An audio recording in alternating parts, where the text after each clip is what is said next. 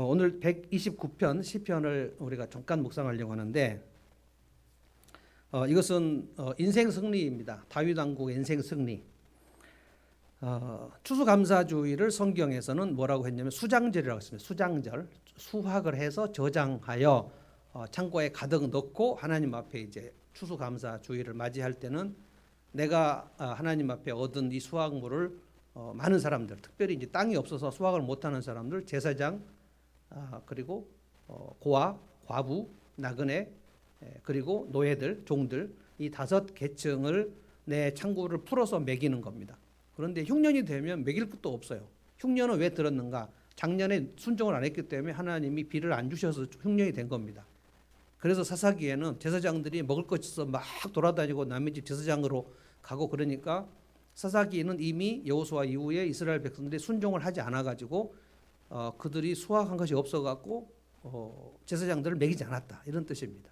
그러면 정처 없이 막 흩어지고 돌아다니고 그래서 400년 동안 그렇게 아주 사사기 이렇게 읽어보면 이방 민족이 계속 와서 괴롭히는데 꼼짝하지 못합니다. 400년간. 그런데 한나가 나왔죠. 그리고 사무엘이 나왔죠. 그리고 다윗 왕국이 나왔죠. 이 사람들이 계속 순종하니까 하나님께서 다윗의 인생을 엄청나게 승리를 주십니다. 이것은 구약이나 신약이나 똑같은 원리로 하십니다. 그래서 지금 내가 어렵다, 내가 지금 궁핍하다, 그러면 방법은 하나밖에 없어요. 주님 앞에 지금 이 시간에 할 순종 중에 가장 먼저 할 순종은 감사합니다. 하나님께서 나를 살려주신 것, 나를 구원해 주신 것 감사하는 것이 가장 먼저 할 순종입니다. 감사를 하지 않는데 그 다음에 뭘 내가 헌신을 한다? 이거 있을 수가 없어요. 근데 다윗은 계속해서 하나님 앞에 여호와는 나의 목자시다, 감사합니다, 하나님을 찬양합니다. 원수 앞에서도 하나님을 찬양하고 어떤 일이 있어도 하나님을 찬양하고 다윗은 왕이 된 이후에도 어떻게 해서든지 하나님을 예배하고 찬양하기 위해서 성가대를 조직하고 자기가 시편을 써서 찬양의 가사를 주고 그래서 예배하는데 모든 것을 집중했습니다. 하나님께서 다윗에게 엄청난 약속을 하셨어요. 네가 어디를 가든지 내가 너를 이기게 할 것이다. 내가 너와 함께 싸울 것이다. 네가 어디로 가든지 길이 막히지 않을 것이다. 그게 다윗 언약입니다. 근데 오늘 이제 다윗 왕국이 된 다음에 이스라엘 백성들이 다윗 왕국과 함께 예배하러 올라올 때 이것이 성전에 올라가는 노래거든요. 다윗이 지금 이것을 작곡한 겁니다. 작사를 한 겁니다. 이스라엘아 이렇게 고백하여라. 뭘 고백합니까? 내가 어릴 때부터 나의 원수들이 여러 번 나를 잔인하게 받게 했다. 다윗이 어릴 때부터 자기 원수들이 자기를 잔인하게 받게 했다는 거예요. 어린 다윗을 잔인하게 받게 한 사람이 누구였을까? 다윗은 그래서 자기를 괴롭힌 사람들이 정말 많았다고 얘기했습니다. 근데 어떻게 그렇게 많은 사람이 어린 시절부터 다윗을 잔인하게 받기를 했는데 어떻게 해서 다윗이 그냥 살아남은 정도가 아니라 이스라엘에서 가장 존귀한 왕이 되어버렸는가? 이것은 하나님이 하신 거다. 하나님이 내 인생을 그렇게 높여주신 거다. 그래서 이제 돌아보는 거예요. 지난 날을 쭉 돌아보는 겁니다. 어릴 때부터 괴롭힌 사람들이 많았으니까 이 다윗이 어릴 때 괴롭힌 사람은 적어도 사울 왕은 아닐 겁니다. 그렇죠. 사울 왕은 적어도 다윗이 골리앗을 죽인 이후에 평생 원수가 되기로 작정하고 사울이 죽을 때까지 다윗을 쫓아다니면서 괴롭혔기 때문에 다윗이 아주 어렸을 적에 괴롭힌 사람은 따로 있었을 거예요. 다시 읽어보겠습니다. 이스라엘아 이렇게 고백하여라. 내가 어릴 때부터 나의 원수들이 여러 번 나를 잔인하게 박해했다. 그러니까 나의 원수들이에요. 많은 사람이에요. 그리고 여러 번, 한두 번이 아니에요. 2절 다 같이 한번 읽어볼까요? 읽어봅시다. 시작. 비록 내가 어릴 때부터 내 원수들이 여러 번 나를 잔인하게 박해했으나 그들은 나를 이겨내지를 못했다. 하나님이 나에게 이김을 주셨다는 거예요. 어릴 때 무슨 힘이 있습니까? 제가 이 다윗이 어릴 때 누가 다윗을 이렇게 박해를 했을까라고 생각해보고 사무엘하를 쭉 뒤져봤더니 어릴 때부터 박해한 사람은 형이에요. 다윗이 8번째 막내 아들이거든요. 다윗의 형 장남이 엘리압입니다. 엘리압. 그런데 사무엘하 그 16장 보면 하나님께서 사울을 버리시기로 작정하고 사무엘에게 그랬어요. 내가 사울을 버리겠다. 사울이 나를 버렸으므로 나는 사울을 버릴 수밖에 없다. 여러 번 경고하셨는데 사울이 하나님 앞에 돌아오지 않았습니다. 인생이 망하는 사람은 특징이 뭡니까? 하나님께 절대로 회개하지 않아요. 그래서 우리가 망할 것 같아도 하나님께 회개하면 절대 우리 망하게 안 하십니다. 망하는 사람 왜 망하냐?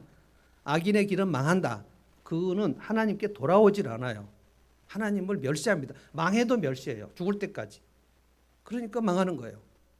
사울은 단 한 번도 하나님 앞에 회개를 하지 않습니다. 이스라엘 왕인데.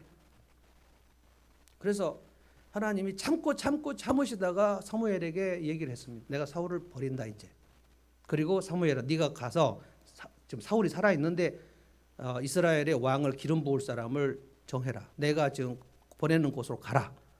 이것은 지금 거의 왕이 살아 있는데 왕을 기름 붓는다는 것은 거의 반역 음모에 해당되는 거죠. 그러니까 사울이 이것을 알면 사무엘이 죽습니다. 근데 사무엘이 이것을 순종해요. 근데 하나님께서 베들레헴 사람 이새의 집으로 가라라고 해서 사무엘이 죽음을 무릅쓰고 이새의 집으로 갑니다. 그때 이새가 나와가지고 무슨 일로 오셨습니까? 그때 하나님의 말씀, 하나님의 뜻을 전합니다. 이스라엘의 왕을 기름 부으러 왔다. 이거 정말 두려운 일이거든요. 사울에게 이것이 보고가 되면 바로 이새의 집이나 사무엘은 싹 능지처참입니다. 근데 이걸 아주 은밀하게 지금 기름을 부어요. 그런데 이새의 아들들을 다 불러 모으러 왔고 하니까 이새가 자기 아들들을 다 불러 모았는데 7명만 불러 모읍니다. 다윗을 들판으로 내보냅니다. 중요한 손님이 오셨으니까 너는 있을 필요가 없다. 그러니까 다윗은 아버지의 인정을 전혀 못 받는 사람이었어요. 어떻게 중요한 손님이 왔는데 지금 이스라엘의 지도자를 뽑는 그 자리에 8번째 아들이 다윗을 내보낼 수가 있습니까? 실수로 내보낸 게 아니에요. 내 친자식이었어요. 그런데 사무엘이 이제 첫 번째 아들부터 쭉 보는데 첫 번째 아들이 엘리압, 두 번째 아들이 아미나답, 세 번째 아들이 삼마 이렇게 나와 있는데 다 덩치가 크고 아주 굉장히 용새처럼 생겨가지고 사무엘이 이 사람이구나 라고 생각했어요. 근데 하나님께서 사무엘에게 아니다. 그 사람 아니야. 하나님 왜 아닙니까? 그 용모와 신장을 보지 말라. 나 여호와는 중심을 본다. 얘는 아니다. 아니랍니다. 그래서 사무엘이 아니라고. 그래서 엘리압이 당연히 자기를 하나님이 기름 부을 줄 알았는데 아니라 그러니까 되게 마음이 상했겠죠. 근데 두 번째 아비나답을 딱 보는데 하나님 아니다. 세 번째 삼마가 오는데 아니다 그랬어요. 나하고 마음이 맞는 사람이 아니라는 거예요. 그러니까 그들이 하나님의 백성이고 그들이 죄짓지 않은 상태였는데 그들의 마음 중심이 하나님이 그를 기쁘게 쓰실 수가 없는 정도였다는 거예요. 그러니까 우리가 지금 몇십 명이 여기 앉아 있지만 하나님께서 보실 때 진짜 기뻐하는 사람이 있고 탐탁지 않은 사람이 있고 얘는 나를 지금 버리려고 하는가? 왜 이렇게 나에게 관심이 없지? 그 하나님과의 관계 친밀도를 하나님은 전부 정확하게 보십니다. 그 하나님과의 관계의 친밀도의 거리가 여러분의 인생의 축복의 폭입니다. 하나님 얼마나 높여주실까? 그 사람을 높여주실 때는 하나님 앞에 전심으로 달려와서 하나님을 철저하게 의지하는 사람은 하나님이 그 인생을 높여주신다 그랬어요. 하나님 철저하게 달려오는데 높여주신다 그랬어요. 하나님을 멀리 하고 있는데 하나님이 높여주실 리가 없어요. 그는 점점 낮춰집니다. 사람들에게 신뢰를 받지 못해요. 그래서 엘리압, 아비나답, 삼마 그리고 그 아이 그 네 번째, 다섯 번째, 여섯 번째, 일곱 번째 하나님이 얘들은 아니다. 그래서 사무엘이 이새에게 아들이 일곱밖에 없냐? 바로 물어보니까 이새가 아니 하나가 막내가 있긴 있는데 그거 뭐 보실 필요도 없습니다. 제가 뭐 별로 걔를 인정하고 있지 않습니다. 여러분 하나님께서 지금 8번째 아들 다윗을 찾아가라고 사무엘을 부르셨는데 다윗의 아버지 이새하고 이스라엘의 선지자 사무엘하고 그 사람을 찾을 수 없어요. 들판으로 가서 혼자 양치고 있어요. 하나님께서 그 사람이다라는 메시지를 사무엘에게 주십니다. 그래서 그 남은 말째 마지막 아들을 데려오라. 그래서 양치다 말고 불러왔는데 하나님께서 이 사람이다. 사무엘이 그 머리에 기름을 붓습니다. 이때 여러분 생각해 보십시오. 그 큰형 엘리압이 무슨 생각을 했겠어요? 마음속에 왜 나를 기름 붓지 않고 하나님이 저 마지막 아버지도 인정하지 않고 우리 중에 제일 별 볼 일 없는 쟤를 하나님이 기름 부어? 라는 생각이 들지 않았겠습니까? 그래서 시기합니다.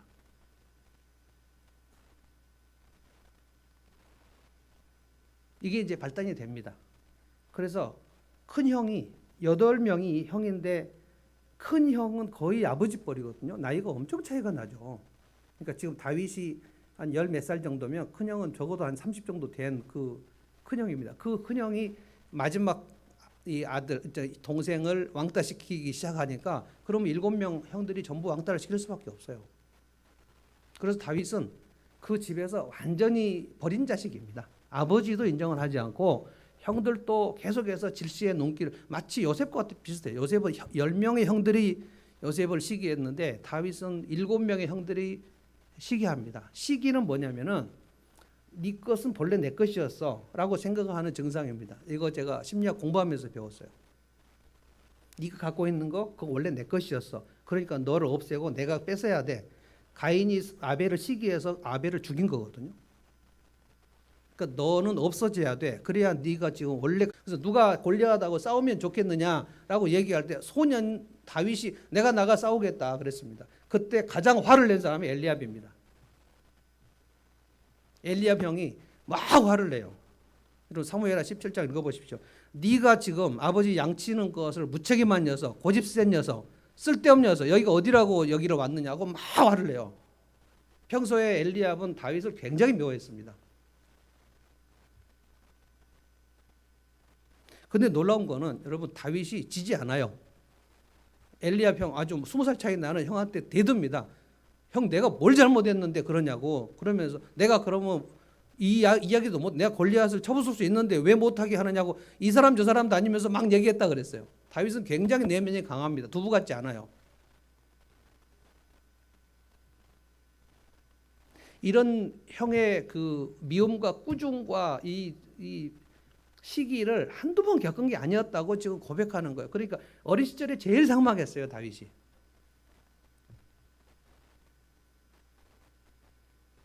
요셉도 그랬고요.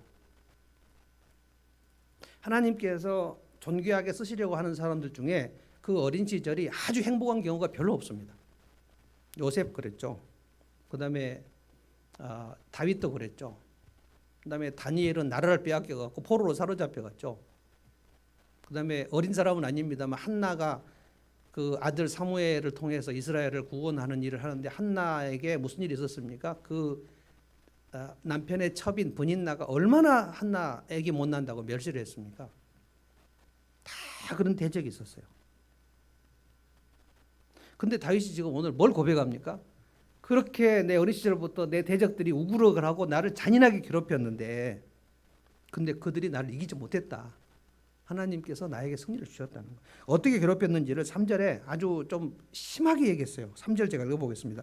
밭을 가는 사람이 밭을 갈아 엎듯이 그들이 나의 등을 갈아서 등에 고랑을 내버릴 정도로, 그러니까 등짝이 패일 정도로 나를 괴롭혔다는 거예요. 거기서 고랑을 길게 냈으나 4절에 의로우신 주님께서 악인의 사슬을 끊으시고 그 악인들의 사슬을 끊으시고 나를 풀어주셨다는 거예요. 그러니까 하나님의 개입이 있었다는 거예요. 여러분 하나님의 개입이 없으면 절대로 못 빠져나옵니다. 하나님의 개입이 인생에 하나님의 개입이 없었으면 여러분 절대 이 자리에 못 옵니다. 그러니까 그것을 찬양하는 겁니다. 지금 내게 믿음이 생긴 것, 믿음도 하나님이 주시지 않습니까? 믿음은 하나님의 선물이거든요. 어떤 사람은 죽어도 안 믿어지는 거예요. 어떤 사람은 믿어지는 거예요. 믿은 사람이 아멘 하는 겁니다. 안 믿어지는 사람이 어떻게 아멘 합니까? 하나님께서 나에게 믿음을 주셨고 내 손을 이끌어 주셨다. 오늘 조 목사님이 처음에 선곡한 안개 속에서 방황하고 있는데 주님이 내 손을 잡아 이끌어 주셨네. 그것을 찬양할 때 여러분이 이건 내 얘기야. 세상에 그 형들이 얼마나 다윗을 괴롭혔는지를 알 수 있어요.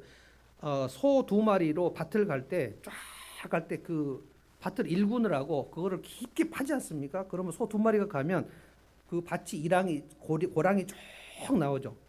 그런 것처럼 내 형들이 내 등에다가 고랑을 계속 냈다. 그러니까 미칠 정도로 아프게 괴롭혔다는 뜻입니다. 그럼에도 불구하고 그들이 나를 이기지 못했다. 그런데 골리앗 죽이고 난 다음에 17장 사무엘하 17장이 골리앗을 죽인 겁니다. 16장이 다윗이 기름 부음 받은 겁니다. 17장이 골리앗을 죽인 거예요. 그리고 18장에 사울이 또 다윗을 시기합니다. 그래서 사울이 다윗을 보고 평생 원수가 되기로 결심했다 그랬어요. 그러면 이게 바톤 터치가 된 겁니다. 장남 엘리압과 형들이 어린 시절부터 지금까지 괴롭혔는데, 그리고 골리앗을 이긴 이후에는 사울이 바톤 터치를 받아가지고 죽을 때까지 괴롭혔어요. 그러니까 평생 동안 원수들이 나를 괴롭혔다. 그리고 나중에는 자기 아들도 배신을 해가지고 압살롬이 자기 아버지 왕권을 위해서 반역을 일삼지 않았습니까? 어떻게 내가 여기서 살아났는가? 살아난 정도가 아니에요. 생존 정도가 아니고 하나님이 가장 높여주셔 버렸다는 거예요. 여러분이 이 말씀들 읽을 때 이것은 내 인생하고는 별로 관계가 없을 거다. 믿음이 없는 거예요. 나는 지금 이 시간에 대단히 지금 어렵고 힘든데 내게 무슨 이런 일이 있겠어? 아무 일이 없으려면 두 가지가 있어야 돼요. 하나는 내게 믿음이 없어야 되고 하나는 하나님이 돌아가셔야 돼요. 하나님이 안 계시거나 내가 믿음이 없으면 아무 일도 안 일어나고 그냥 나는 넘어질 수밖에 없는데, 하나님이 계시고 내가 그 하나님의 살아계심을 믿는 믿음이 있으면 그 믿음대로 하나님께 부르짖으면 되는 거거든요. 하나님 도와주십시오. 제가 여러분에게 알려드린 그 4가지 기도. 하나님 나를 불쌍히 여겨주십시오. 나를 도와주십시오. 내가 하나님을 의지합니다. 주여 하늘을 열어주십시오. 내가 순종하겠습니다. 지극히 자기 전에 순종을 해봐요. 순종하면 하나님이 때에 맞게 하늘에서 비를 내려준다고 약속했는데, 순종 안 하는 것은 믿음이 없는 거지 않습니까? 내가 순종한다고 내 길이 열리겠어? 내가 하나님께 부르짖는다고 내 길이 열리겠어? 어림도 없는 소리야. 내게 이렇게 자원이 없는데. 이건 믿음이 없는 거죠. 믿음이 없는 사람들은 예배를 드리지 않아요. 예배보다 훨씬 소중한 일이 항상 많아요. 믿음이 없는 사람들은 기도를 하지 않아요. 기도해서 뭐 하겠어? 기도하면 밥이 나오냐 떡이 나오냐? 그렇지 않습니다. 기도를 한다는 것은 믿음이 있어야 기도를 할 수 있고요. 기도를 한다는 것은 기도 끝나고 순종하겠다는 겁니다. 기도 끝나고 다 됐다는 게 아니에요. 기도는 자동차 운전에 그 예열하는 겁니다. 예열. 그래서 예열이 한 1분 정도 했으면 고속도로 가는 거예요. 가는 거 순종입니다. 지극히 작은 일에 순종하는 거예요. 내가 누구하고 이것을 나눌 것인가? 순종은 나눔이거든요. 내 것을 가지고 누구하고 나눌 것인가? 내 것을 가지고 공동체하고 누구를 나눌 것인가? 이것을 주님은 내가 이것을 작은 거 순종하시면 하늘을 열어주신다 그랬지. 문제는 뭐냐면은 언제 열어주신다고 안 했어요. 그래서 믿음이 필요한 거예요. 언제 내 길을 열어준다고 약속하지 않았어요. 네가 한 달 동안 순종하면 한 달 후에 열어준다. 이런 말씀이 성경에 없습니다. 타이밍이 없어요. 하나님의 때, 하나님의 방법으로 하십니다. 그런데 다윗이 이렇게 고백한 거예요. 내 질긴 악인의 사슬을 끊어버리셨다는 거예요. 하나님이. 자, 4절 같이 한번 읽어보겠습니다. 4절. 의로우신 주님께서 시작. 의로우신 주님께서 악인의 사슬을 끊으시고 나를 품어주셨다. 하나님께서 내 고통의 사슬을 끊어버리셨다네요. 끊어버렸다. 악의 사슬, 나를 괴롭히는 사슬을 끊어버리세요. 하나님이 사울 죽여버리셨거든요. 사울의 군대가 패배하게 돼가지고 사울의 군대가 죽게 하셨어요. 근데 그 얘기를 사울의 아들 요나단이 그 입으로 합니다. 다윗아, 너의 대적은 하나님이 멸하실 것이다. 너의 대적이 누구예요? 사울입니다. 자기 아버지예요. 자기 아버지 망하는 거 알고 있었어요. 그리고 아버지 망할 때 나도 죽는 거 알고 있었어요.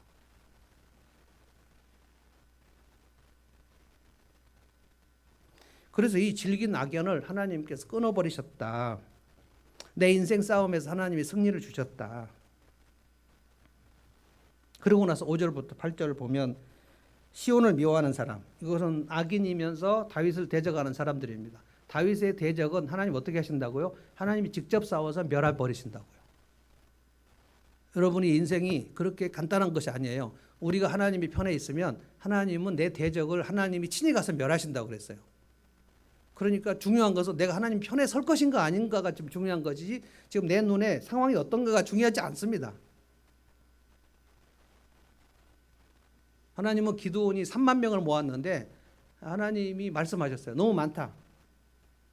그래서 100분의 1로 줄여버려요. 300명으로 줄여버려요. 300명 가지고 나가 싸운다. 그 미디안 군사가 해변에 모래같이 많았다 그랬어요. 그럼 적어도 수만 명, 수십만 명 되는데 여기 3만 명 모았는데 하나님께서 숫자 줄여라. 그래서 2만 명 가고 1만 명 남았는데 또 줄여라. 무슨 뜻입니까? 너의 군사력으로 싸워서 이기는 거 아니다 하는 거예요. 그리고 전쟁을 이제 시작한다. 무기를 준비해라. 근데 뭘 준비합니까? 나팔, 항아리, 횃불 준비한다. 이 뭡니까 이게? 나팔, 항아리, 횃불 이거는 칼과 창과 단창이 아니라는 겁니다. 너의 무기로 나가서 싸워서 승리하는 거 아니라는 거예요. 그러면 나의 머리나 나의 물질이나 나의 무슨 재주나 내 인맥이나 이걸로 내 인생이 승리하는 게 아니라는 거예요. 그 나가서 싸웠는데 기드온 군대가 300명이 가니까 하나님께서 그 미디안 군사를 자중질환을 일으켜가지고 서로 칼로 치게 하셨다고 했습니다. 이거는 사사시대 승리도 마찬가지입니다. 그래서 5절부터 8절까지 다윗이 이미 자기가 인생을 승리한 상태에서 지금 이스라엘 백성들에게 얘기해요. 너희가 하나님을 의지하면 하나님께서 너희 인생의 대적들을 승리하게 하시는데 그 대적들을 쳐부술 것이다. 어떻게 쳐부숩니까? 5절에 시온을 미워하는 사람은 어느 누구나 수치를 당하고 물러간다. 그들은 지붕 위에 풀같이 되어 자라기도 전에 말라버린다. 베는 사람의 품에도 차지 않고 묶는 사람의 품에도 차지 않는다. 그래서 지나가는 사람 누구도 네가 복을 받는다고 말할 수 없게 완전히 눌러버린다는 거예요. 대적을. 그래서 다윗은 이걸 알았어요. 내가 주님 앞에 순종하고 주님을 의지하면 하나님은 내 대적을 패배하게 하시고 나에게 승기를 주신다. 이것을 알고 있었어요. 나의 대적은 패배가 확정됐다. 이거예요. 내 대적이 패배가 확정됐어. 그럼 내 인생의 승리라는 거 아니에요? 그럼 대통령 선거할 때 미국도 그렇고 한국도 그렇고요. 그 대통령 선거하는 날 24시간 중계방송 하지 않습니까? 중계방송 하는데 처음에 앞서거니 뒤서거니 하죠. 양쪽이 다 비슷비슷합니다. 항상 이길 때 아주 큰 폭으로 이기는 대통령 선거는 없습니다. 아주 비등비등하게 가는데 어떤 딱 시간이 되면 안목의 후보 당선 유력 이게 뜨죠. 그 접전을 벌이다가 당선 유력. 근데 아직 확정은 아니에요. 그 딱 유력이라고 뜹니다. 그러면 이제 뭐 무모가 번쩍번쩍합니다. 유력.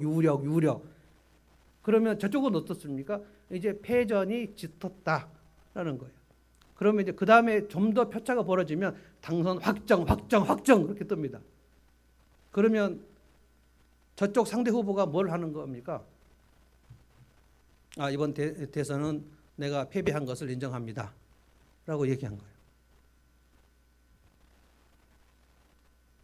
그런데 이번에 그 바이든하고 트럼프하고 할 때 그 바이든 유력 했는데 트럼프가 뭐라 그랬습니까? 이거 부정선거 했죠. 그런데 확정 하니까 이거는 불복이다. 그래가지고 트럼프 지지자들이 국회의사당 난입하고 난리 났지 않습니까? 그러나 국회의사당을 난입하면 대통령이 트럼프로 갑니까? 패배가 확정됐으면 국회의사당을 난입하든지 백악관을 난입하든지 그거는 그냥 2주 안에 한 주 안에 다 끝나는 거예요. 패잔병들이 막 돌아다니는 어쩔 수가 없는 거예요. 그거는. 그래서 다윗이 그래 내 인생은 확정이구나. 내 인생은 유력하다. 승리가 유력하다. 이것이 내가 순종을 하고 있는 사람의 확신입니다. 내가 순종을 하니까 하나님은 내 인생의 승리를 유력하게 주셨어. 어떻게 됩니까? 이제 계속 순종을 하면 승리 확정. 다윗은 이것을 알고 있었어요. 어릴 때부터 알고 있었어요.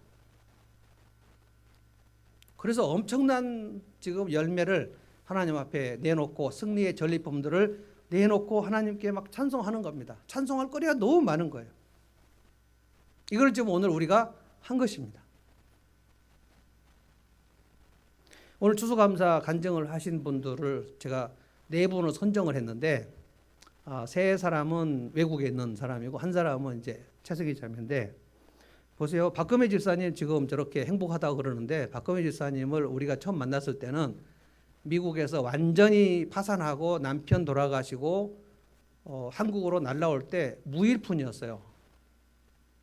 그러다가 우리 차사모하고 둘이 그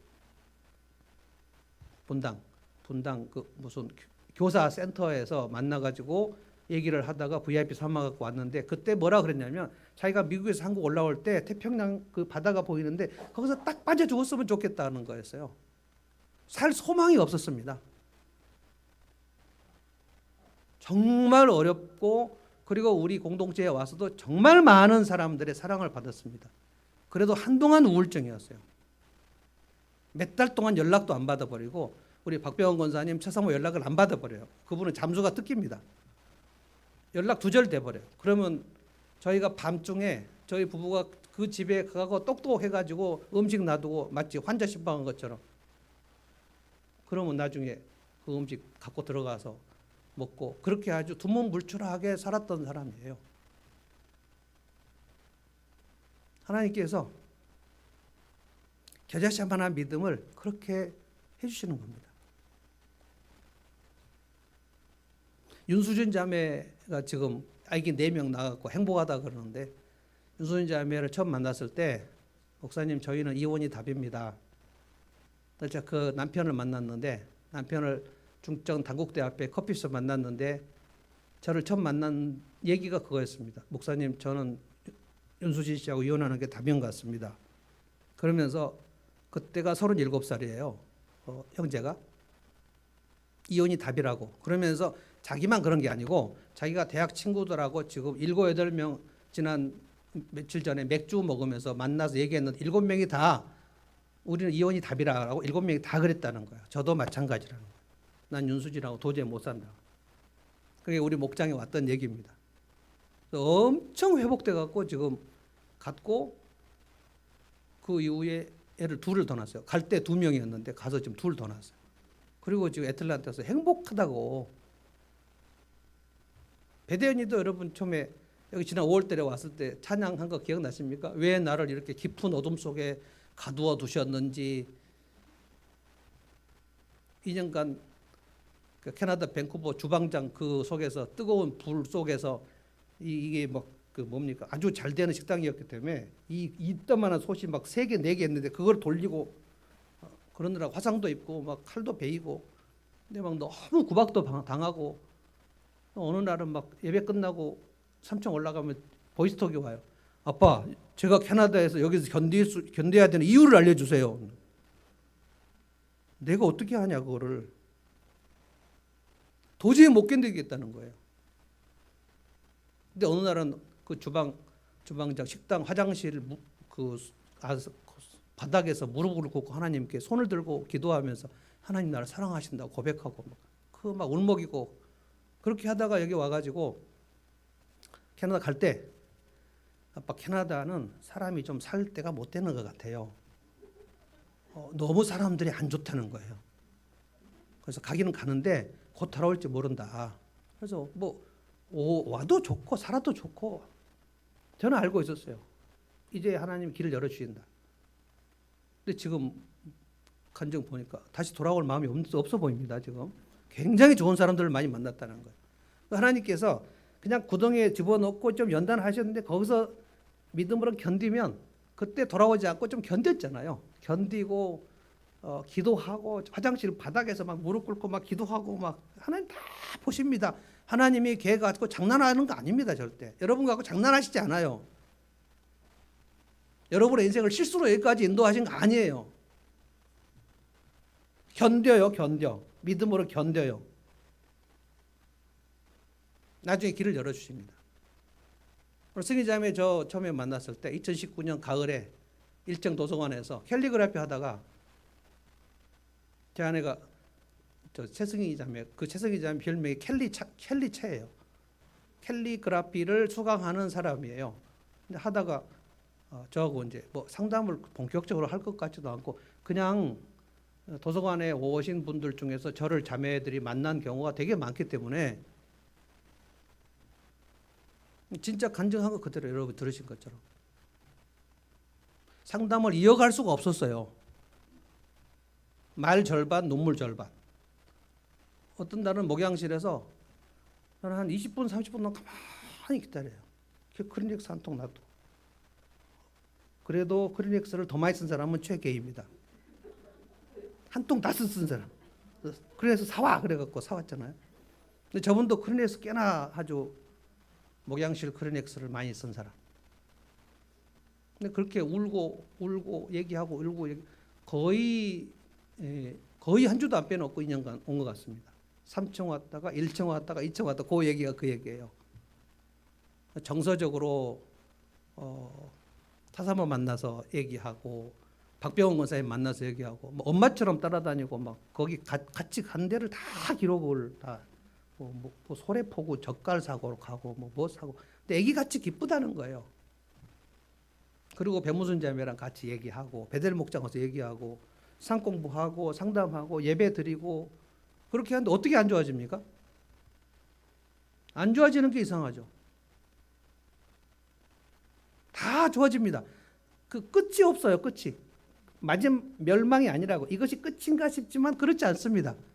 좀 믿음으로 견디면 돼요. 거기서 서로 사랑하면서 하나님의 사랑을 받으십시오. 복음을 받으세요. 그리고 하늘님께 사랑을 받으세요. 이 교회 그렇게 이상한 교회 아니에요. 여기서 그냥 퉁퉁 뛰어드세요. 그래서 사랑을 받으시고 그 다음에 나중에 괜찮으면 사랑을 베푸시고 이렇게 하면 하나님의 사랑이 왔다 갔다 하면 길이 열립니다. 저는 분명히 믿습니다. 여러분의 인생이 오늘 지금 이 네 사람 간증하는 인생하고 별개 아니다.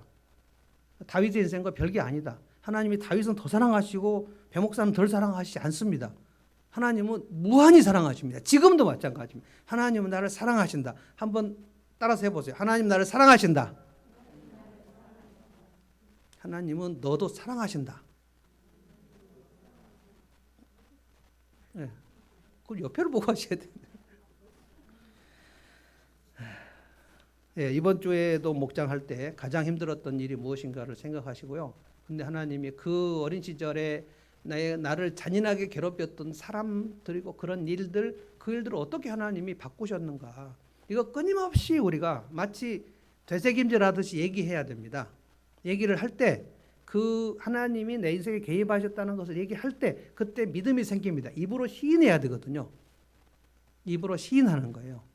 마음으로 믿고 입으로 시인하는 겁니다. 그래서 여러분 이 앞에 나와서 간증을 한번 하고 나면 믿음이 확 자랍니다. 그래서 제가 간증을 하라 그럴 때 알겠습니다 하고 나중에 뭐 압박을 받든지 뭐 노트북에서 뭐 실험을 하든지 그거는 혼자 알아서 하시고 압박을 받은 다음에 해서 내시면 사람들 앞에서 내시면 하나님께 그 간증을 받으십니다. 받으셨으면 올려드렸는데 받으셨으면 내려올 것밖에 없죠. 올려드렸는데 왜 안 내려오겠어요? 하나님을 사랑하시고 순종하시고 그러면 내년에 하나님께 드릴 것이 더 많아질 줄로 믿습니다.